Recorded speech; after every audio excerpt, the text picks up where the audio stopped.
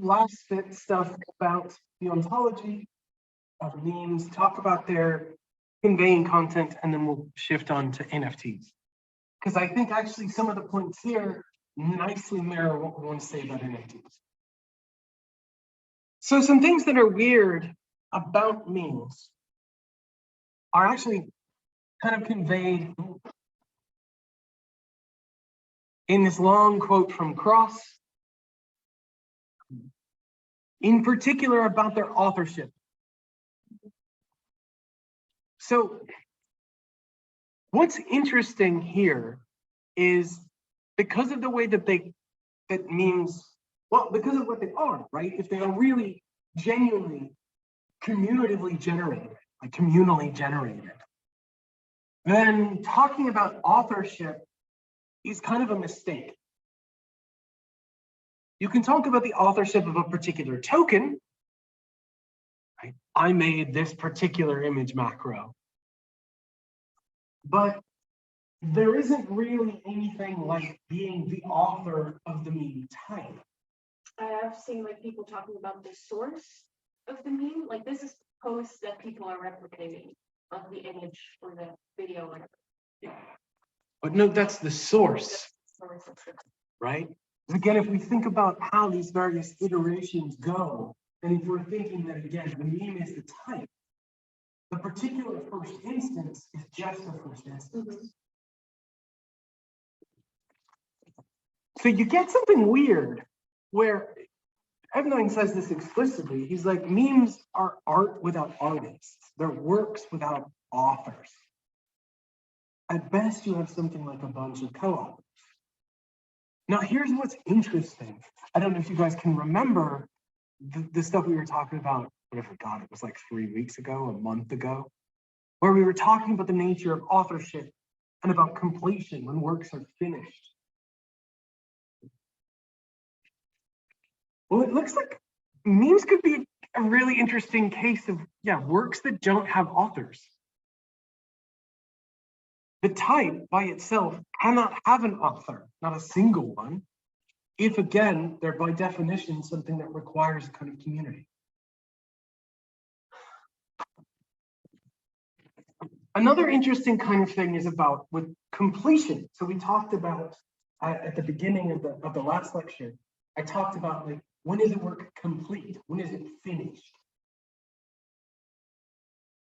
You might think that by their nature, memes are the sorts of things that can't be complete. They're just always open-ended by their very design. Because what are they? Well, they're these types that are meant to be there for you to provide instances that are variations and evolutions of.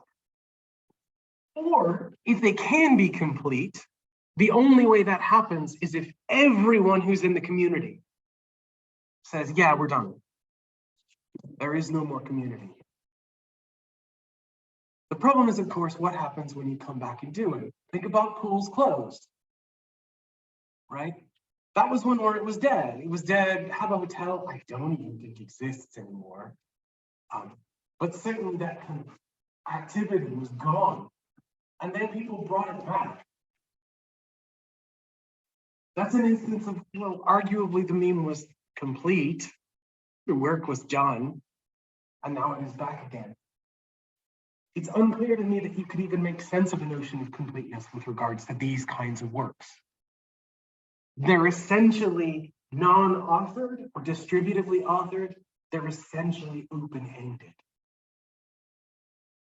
Maybe not, but at least arguably it looks like they are. And the last thing that really kind of ties back into some of the things we were talking about before is how to make sense of the notion of remix. So if memes are types, do we then think that tokens of them are effectively like remixes of them? Can we have remixes of memes? Are the cases that I had earlier with the, the French aristocrat, are those kind of remixes of memes because what I was doing was overlaying two different kinds of meme types at the same time? Is this just a bad concept?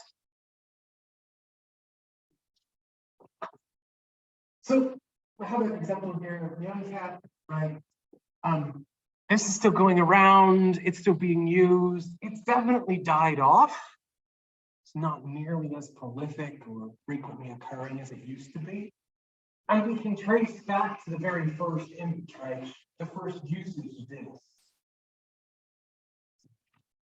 But it's not clear that there is a specific author of the meme. There's an author of this cat and the video, right?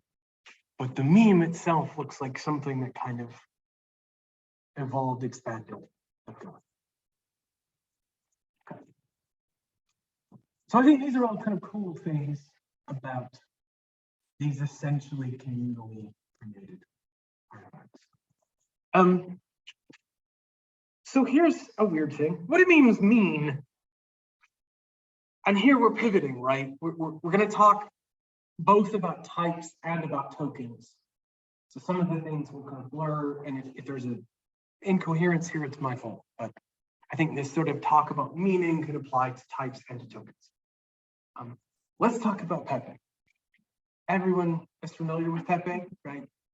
And Pepe has been affiliated with some pretty heinous stuff in the last 5 or 6 years. What started out actually pretty lighthearted thing. He was a character in that series Boys Club. This is the panel that basically started Pepe as some feels good man.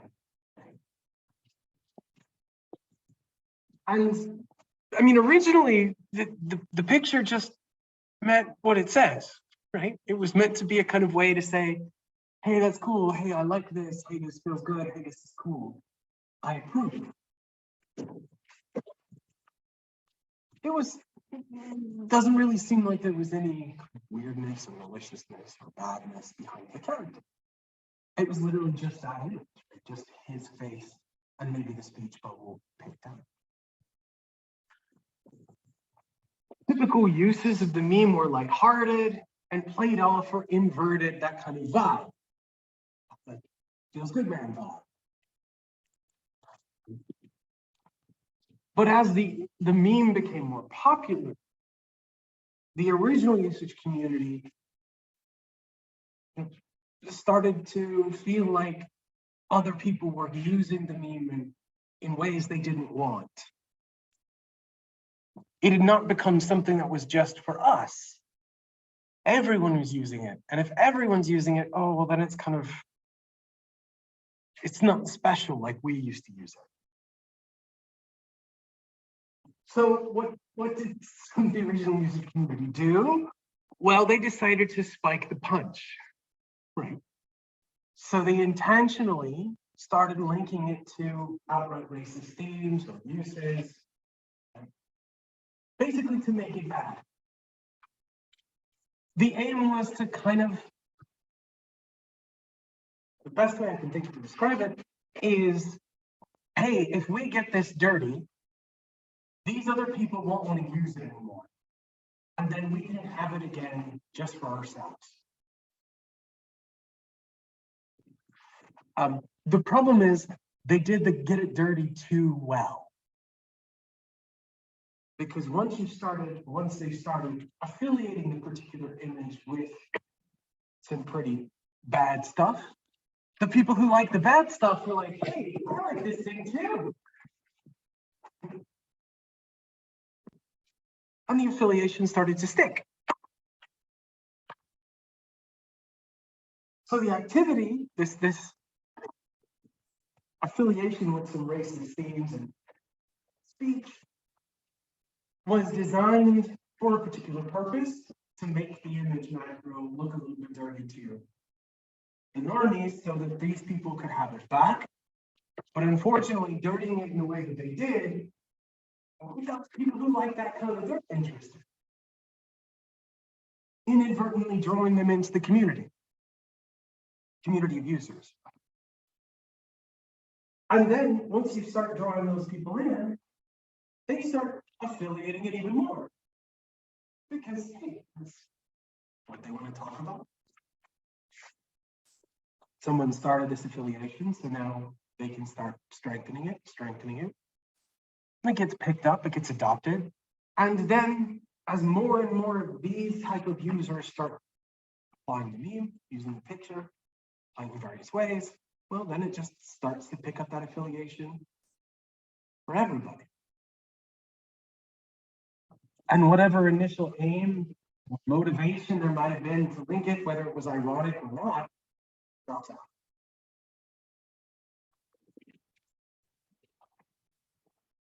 So the meme becomes a symbol of white supremacists, fascists, other stuff. All because of various affiliations over time. So what happened? Let's try and get a little bit richer. Again, that's just a potted history. So what happened, right, was, look, memes are community driven. The community constitution intentionally, unintentionally changed over time. And as the constitution of the community changed, the meaning of the expression changed. So it originally consisted of, we hope, not so bad people. As it expanded, a kind of core collection of users said, hey, no, I don't want everyone to just use this. I want this to be special. They started to use it in certain ways. It drew an influx of some, driving out good people until basically the scum had taken control of the community. Notice there's nothing in particularly special here about Pepe. Like, the same thing can happen and has happened with lots and lots and lots of things. With gestures, insert your own examples here, words, phrases, artworks, places, all sorts of music.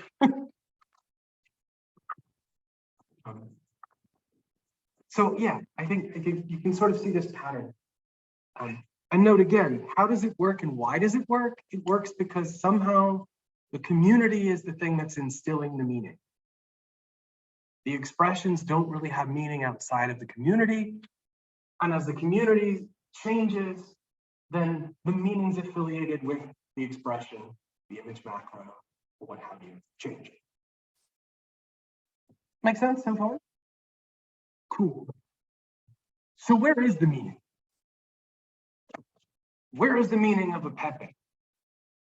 And what I mean by that is kind of turn it to a question in philosophy of language. There's broadly two levels that we might be interested in when we're thinking of expressions. In particular, when we think about language, but I think it works with image macros and other things too. There's something like the level of semantics and the level of pragmatics. Do people know what I mean when I talk about these two? Some yeses, some no's. Really quickly. So the semantic content of an expression is literally the kind of what is literally said, the truth or a valuable content. For example, I'm going to pick on Alfred again, right? If I say Alfred knows how to tie his own shoes, the semantic content is this person has this capacity. And it can be true or it can be false, depending on whether Alfred can in fact tie his shoes. So that's the semantic content. The pragmatic content is what's conveyed. If you ask me to tell you, hey, what's Alfred like as a teacher? Again, I want to stress, I think Alfred is an amazing teacher, he's one of my best friends. I'm just picking on him for the joke. Right? You ask me what's Alfred like as a teacher, and I say, Alfred knows how to tie his own shoes. Right? What have I told you? Well, semantically, I've told you he's got this capacity. Pragmatically, I've conveyed something more substantive. Kind of negative. Right? Conveying this idea that maybe not so good. No, I haven't said that. That's not a part of the valuable content of my expression, but it's there. Do we see the idea? So there's two layers, the semantic content, the literal expression, what's being said, and then there's the pragmatic content, what's being conveyed. There's a close tie here with Grice and conversational and conventional implicature versus semantic content. Again, hopefully this is sort of familiar. Basically, that's just what we talked about. So when we think of the meaning of a meme, you might wonder, is it part of the semantic or the pragmatic content of a use? Is it literally part of the content of a Pepe image, the literal kind of information being said that, some kind of racist or alt-right content, or is that something that's kind of being conveyed over and above whatever the content of the image is? Now, it might seem like a kind of stupid question, but it actually matters. Here's why it matters, right? If the meaning is somehow genuinely semantic, if it's really literally what's being conveyed there, what's being said, then it looks like there's no way to recover expressions back. A given token will or won't have racist content. That's just part of what it says. If it's pragmatic, then it's a problem about context. In and of itself, this image macro doesn't say anything bad. It's the fact that it's been located in this discourse, that there's this kind of lurking setup going on. Reclamation or rehabilitation is possible. Do we see that what we're after here?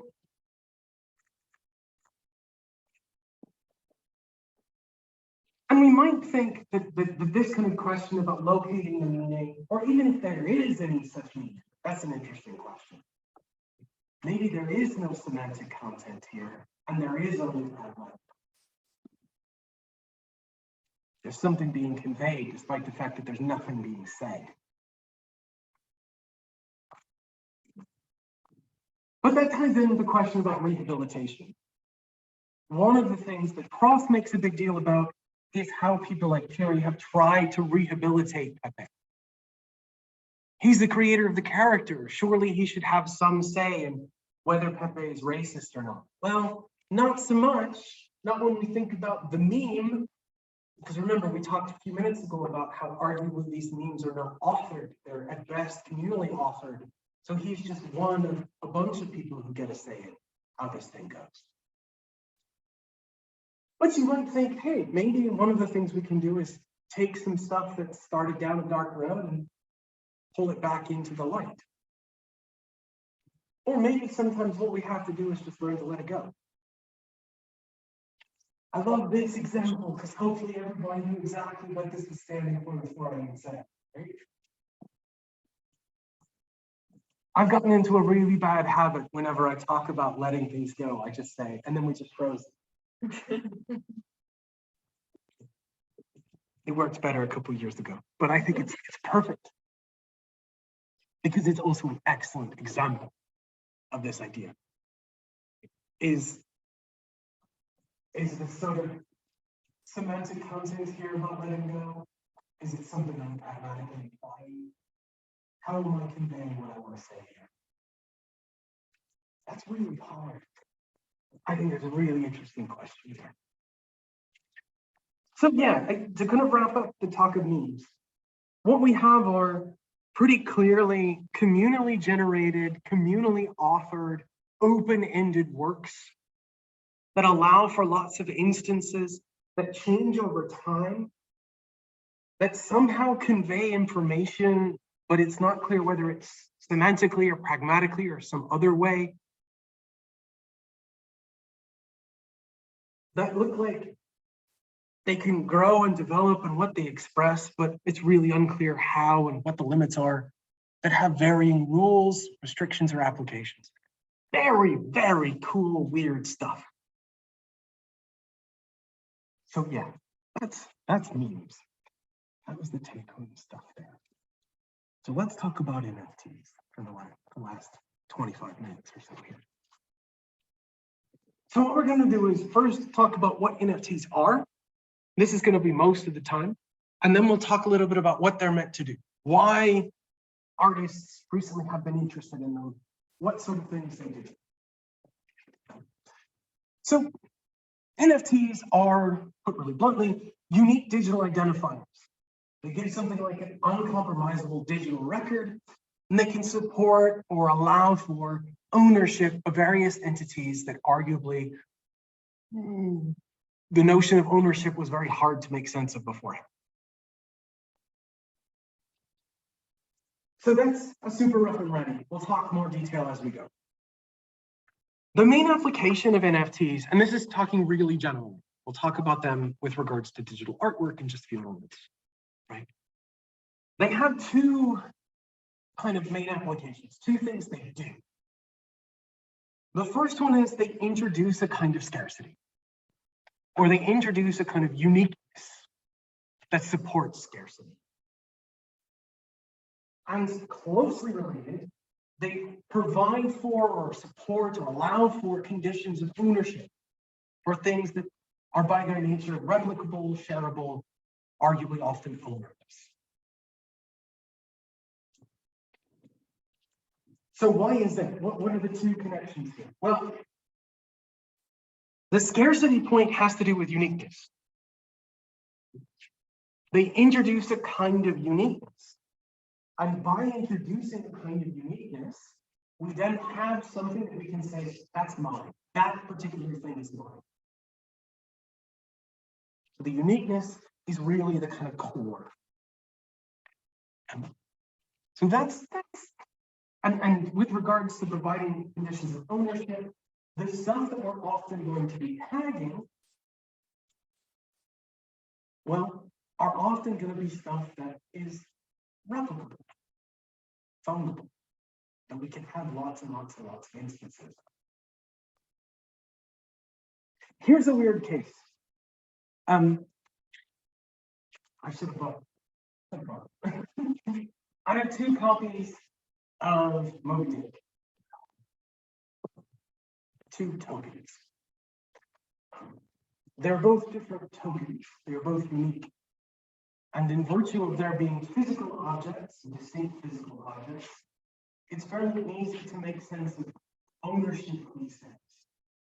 You can locate them, find out who physically holds them or has access to them, who limits their access to them. These kinds of give us ways to think about what it means to have ownership of these physical tokens.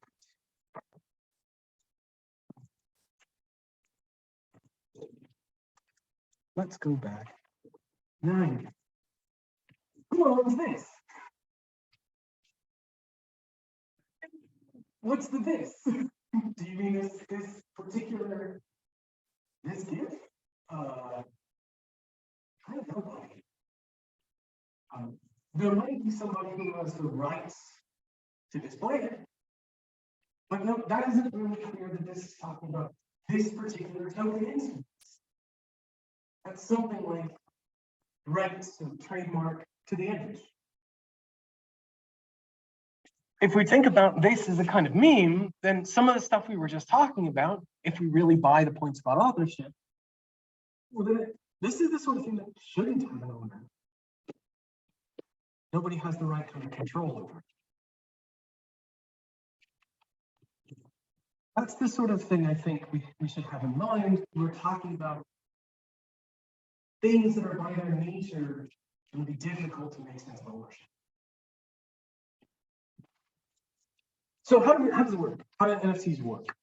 And this is going to be a crash course. I am not a computer scientist, but it'll probably make sense. Here's 3 key terms. The first one is fungible. Fungible is mostly going to be useful for us as a something we're going to push against. Something's fungible if it's replicable, if it's replaceable, if it's non-unique, copyable. A euro coin is effectively fungible. I can replace it with a different one without any significant change. Of course, there's a sense in which a single euro coin isn't fungible because it's a particular physical object. But you get the idea. With regards to a bit of money, it's replaceable. Non-fungible is shock horror unique. It's irreplaceable. It's specific, it's particular.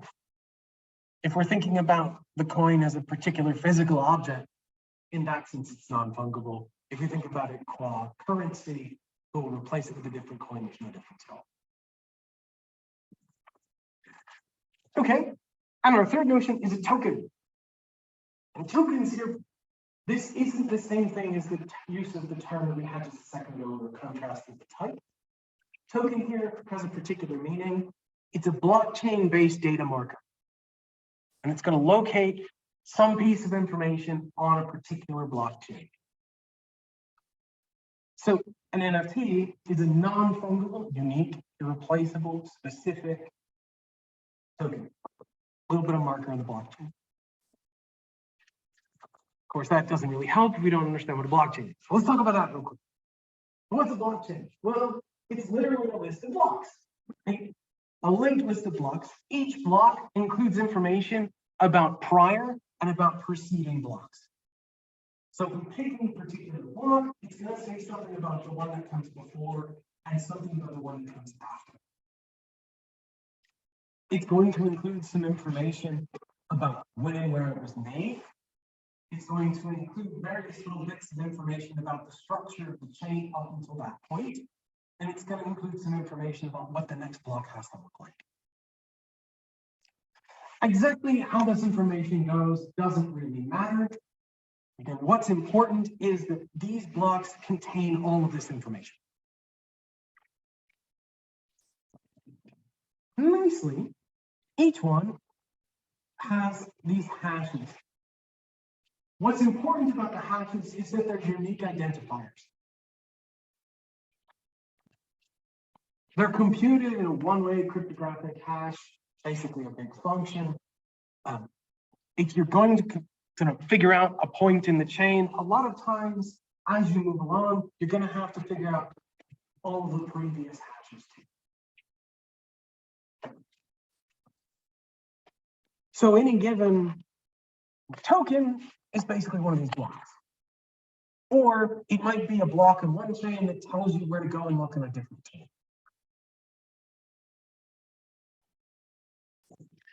Blockchains, these sort of strings of bits of information that refer to the previous and the past bits, the prior and the preceding ones. Blockchains are cool. They're really useful. They can do lots of neat stuff. They come in two broad varieties. You can have a centralized one, or you can have a decentralized. Centralized ones, well, there's a single authority. It's run off somebody's server, or some particular individual is in charge of the whole chain. They're safe. Decentralized, well, it wears its name and what it is on its face. Right? It's distributed. There's no single authority. Instead, users of the chain are going to count as something like a central authority. What's nice about decentralized chains is that there is no oversight. There aren't any intermediaries. We don't have to go to whoever runs the chain to do the things we want to do with it. We're the ones in charge. It's distributed amongst all of us. Make sense? There's some real good to that. Also, if we're thinking about this with regards to currencies, cryptocurrencies, which is what a lot of this is used for, there's something really nice about not having to go through any financial institutions that are kind of dictating how and where we can use things. We can avoid things like massive problems with inflation because we're not tied to any government or central bank. These are all good. Problem is we do still need some kind of authority if we want the chain to keep going. Somebody has to decide who gets the next block if we're going to have the block keep going. So a lot of times, and to be honest, all of the NFTs going are run on decentralized chains. Not all of them, almost all. Run on decentralized chains. People have to decide on who and how to distribute the blocks and who and how it's going to get next bit of information on the chain. So blockchains broadly consist of two systems: a ledger, which is literally just the chain. Thing fall down again. Yeah, good enough. And the consensus system. And the consensus system is basically how you decide who gets to go next. Who gets the next block? Most ledgers are going to be append-only ledgers. That is, you can add at the end, and once you've added at the end, everything else is just read-only. There's no going and changing past stuff. And that's useful and very helpful because it means that you just have a fixed permanent record. You can change pointers to go back, but you cannot change previous bits. Entries are read-only once they are written. Consensus systems, this is how you decide who writes the next block. There are basically three types. Kind of telling a lie because there's really only one. There's only one that everybody uses. There's proof of work, proof of stake, and delegated proof of stake. Proof of work is the one that everybody uses. Proof of work is where the next block is chosen randomly. And your kind of ticket in the lottery is going to be proportional to the amount of work you've done. So what you basically have to do is get your computing power running, trying to solve some cryptographic puzzles, oftentimes literally just figuring out the number what the hash has. And if multiple people hit it at the same time, then we do a lottery. Note, it's importantly, this is a kind of winner take all thing. The person who gets it is the one who gets the next point in the block. It doesn't matter if you also did the same computing if I'm the one who drew the short straw. Proof of work is great because basically it's really good for guaranteeing no one's going to get them. There's no command in the middle. Information. Contrast this with proof of stake, where whoever gets the next block is chosen again, kind of by lottery, but it's proportional to how much existing stake you have. You can already see, I would imagine, the problem with that second, right? Because this is a very easy way for the rich to get richer. And delegated proof of stake is very close to proof of stake, but instead of just directly getting a kind of lottery ticket proportional to how much you got involved, you get to then be a delegate or to select some delegates, and then the delegate's majority vote who gets the next block. So every decentralized blockchain I am aware of uses proof of work. That's because it is very, very, very secure. It's very, very good in terms of preventing people from taking 51% over and then effectively dominating the chain. However, it's going to be vulnerable in other ways. And that's fine. I mean, there's no perfect system. So one interesting thing about proof of work is that by design, it scales up as the chain grows. This is good. And it's good because it incurs diminishing returns if someone builds a kind of beast of a machine to take over the chain. I might want to make sure that I'm going to get the next subsequent blocks, so I build the biggest, baddest processing rig known to man in order to make sure that it computes those cryptographic puzzles real fuck fast. Cool. After a while, it's kind of not going to matter. It's just going to keep getting harder. My machine's going to go a little bit slower, a little bit slower, a little bit slower. People are going to catch up, and you're going to get just as good a chance as me of kind of getting the next block. One potential problem with this, though, is, of course, that diminishing returns are still returns. So you will always increase your chance if you build a bigger rig. So there is some incentive here. And this kind of leads to a bit of an arms race where you build bigger processing setups to increase your chances of getting the next block, to increase your income, to increase your chance of specific sales. Notably, because it's a winner-take-all system, if you show the work first or you win the lottery, you get the next block. It means there's inevitably going to be a very large amount of redundant work being done. This is where you get lots of people talking about like the blockchain is using up so much energy. This is one of the problems. Because by design, in order to make it secure, you have to have a bunch of redundancy. This is a price worth paying for a certain kind of security. And it's a certain kind of security that's not obviously going to be delivered in any other method. So it's a sacrifice that one has to make for buying into this kind of proof of work setup. Notably, you can still have disagreements. You can have, if we're going back to our consensus systems, you might have two people at the same time who both hit the kind of lottery jackpot. And you might have some people on the chain who say, I'm going to give it to A, and other people on the chain who say, I'm going to give the next block to B. And if you can't reconcile these, you can get forks, you can get frags, you can get all sorts of splits. And this has happened with quite a few cryptocurrencies. Ethereum is a very interesting one. Ethereum Classic is basically worthless. That's exaggeration. But so what happens at a fork is you have a split. I've assigned this block to A, you've assigned this block to B. The problem is these forks aren't sorts of things that we can just go back and change. We can't have like a single point in the chain that then we go back and modify. Because remember, it's almost entirely all read only. So we're just going to basically have completely different chains from this point on.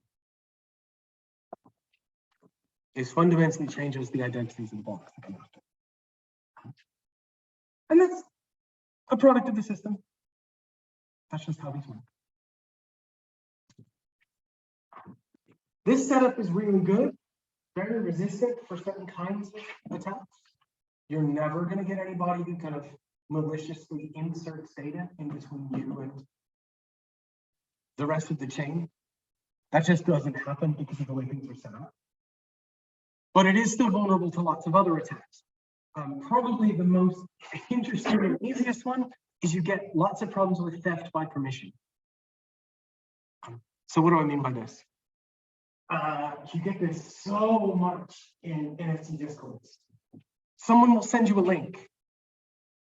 And if you click the link, what does it do? It runs a little script that just gives something from your wallet to one of their wallets. Now, here's a really interesting thing. This isn't theft. They're just running a script that tells the chain, hey, this guy gave me this. Remember, it's decentralized. There's no one you can go to and say, hey, regulators, please give me back what was mine. You have to just convince enough of the people who are involved in the process to force the transaction back. But there's no incentive for anybody to actually do that. Right? This is what I mean by theft by permission. You're literally inadvertently giving you permission to take it.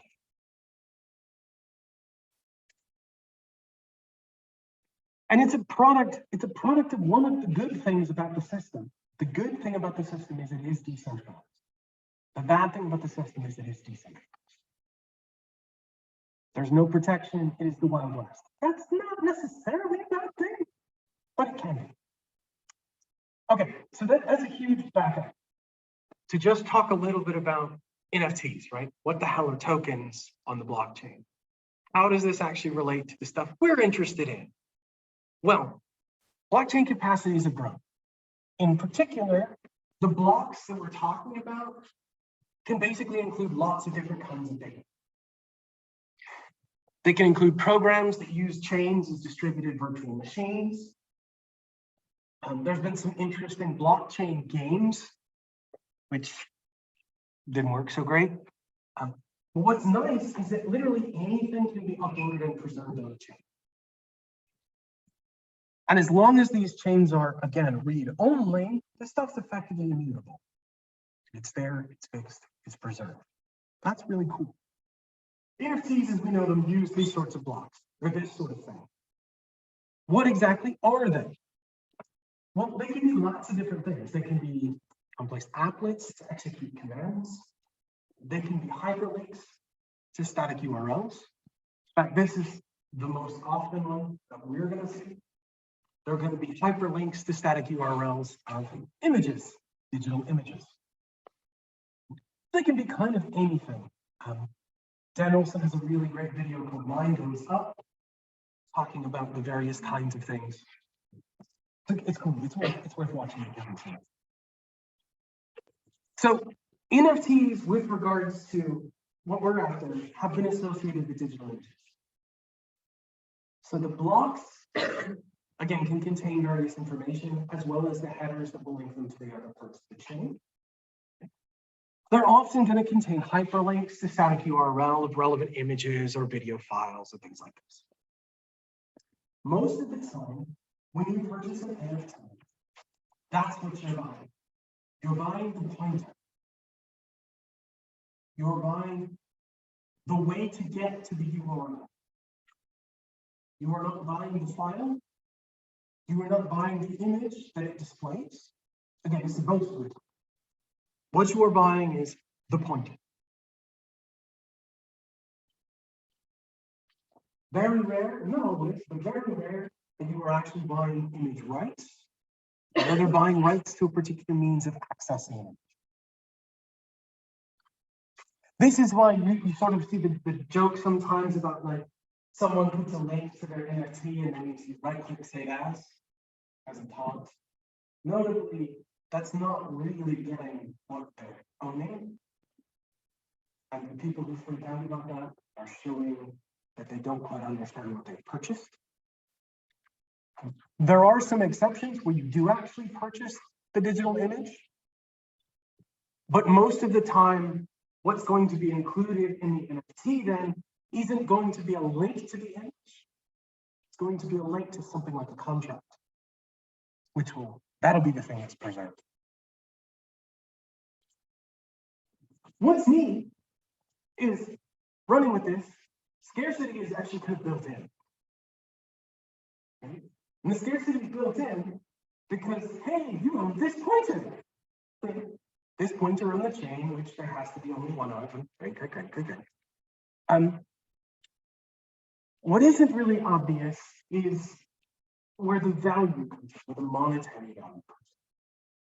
It's scarce, but there are lots of things that are scarce that we don't think are very valuable. This isn't to say it's impossible for it to be valuable. It's just not immediately obvious.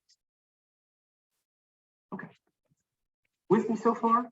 Make sense? Questions? Okay.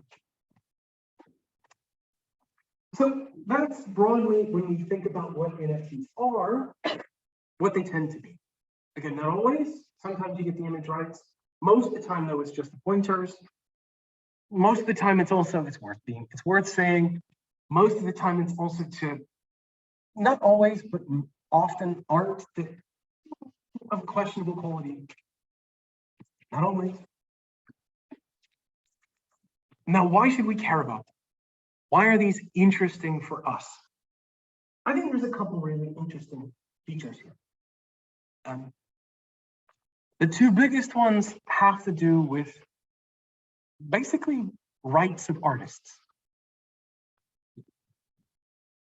So the first one is that, look, artists arguably with these things look like they could be better financially compensated for their work.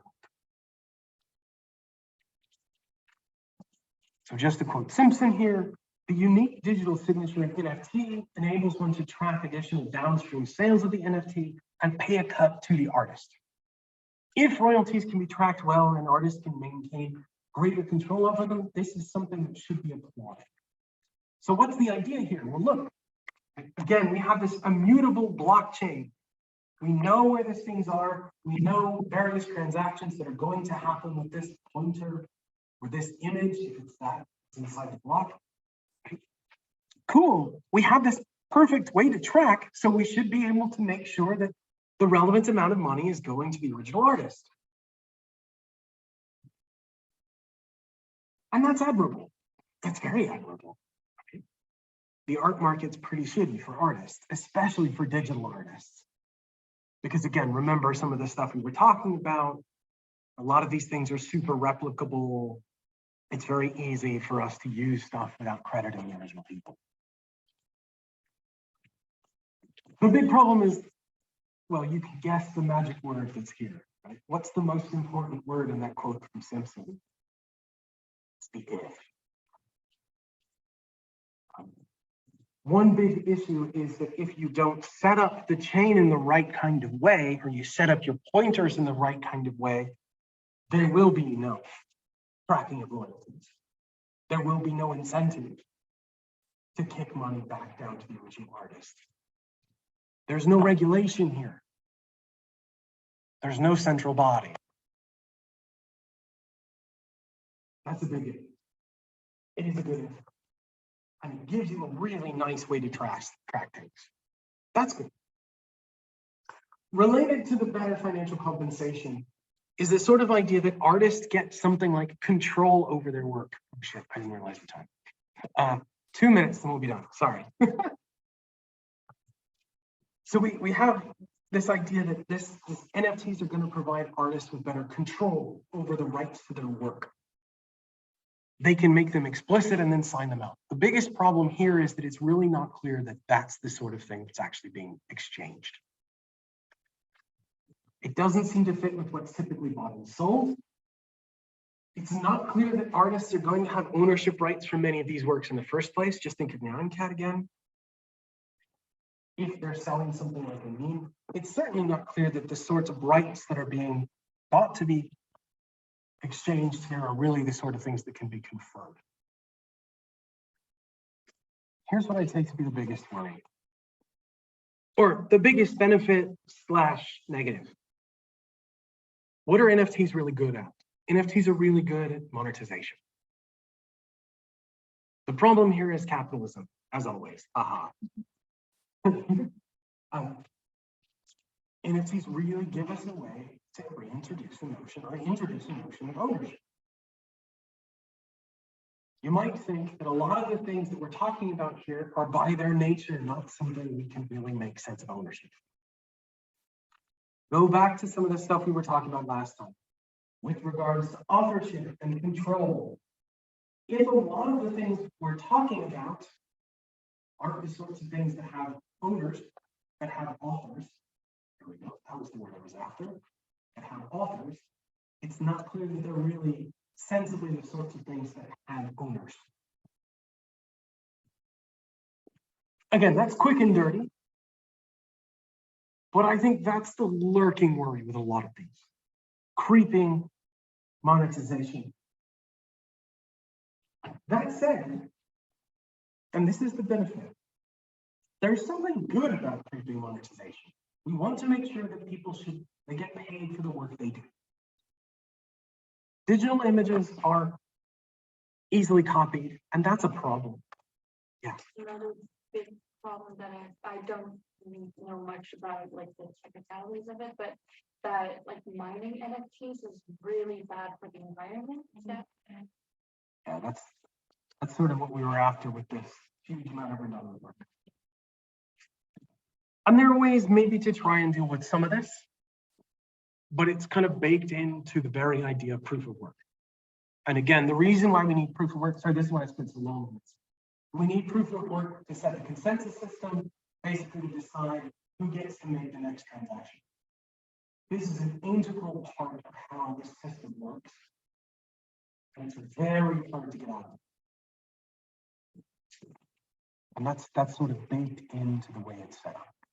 There are ways around it, but it's hard. So yeah, I think that the take-home message here is that there's something really fascinating about this notion of a non-fungible token and how it relates back to these almost essentially replicable, essentially non-ownable works that we're talking about. When we think about things like memes, especially when we're talking about them as types, they look like the kinds of things that it's really hard to make sense of someone having the rights over, or having control over, or having ownership of. And NFTs are coming at digital images and things like this in exactly the opposite direction. Make sense of the notion of ownership, make sense of the notion of control, make sense of the notion of rights. And there's a really fascinating conflict. And exactly which way to go, and note, we've talked a lot about not a lot, we talked some about the particular technical manifestations. Maybe we can come up with different technical manifestations. But there's an interesting challenge here about how to square the circle. How to make sense of these notions of ownership and authorship when we're talking about these kinds of internet works that seem to really be resistant to that. Still, I think there's something very cool in it. So that's it for memes and NFTs. What we're going to talk about next time on Wednesday is we're going to talk about analog versus digital. So what we're really going to focus on here is trying to make sense of this contrast. What does it mean to say something is analog? What does it mean to say something is digital? We talked about this way back in the very beginning, but we're really going to dig down and try and make sense of this distinction. That's what the topic for next Wednesday is going to be. Next Thursday, the day after, we're going to talk about AR and VR. All of the readings for this, other than the Thompson-Jones, are up. I'm going to go scan that right now, and it will be up later this afternoon. The slides for today are going to go up. The recording for the second half is going to go up. Yeah, thank you guys very much for coming.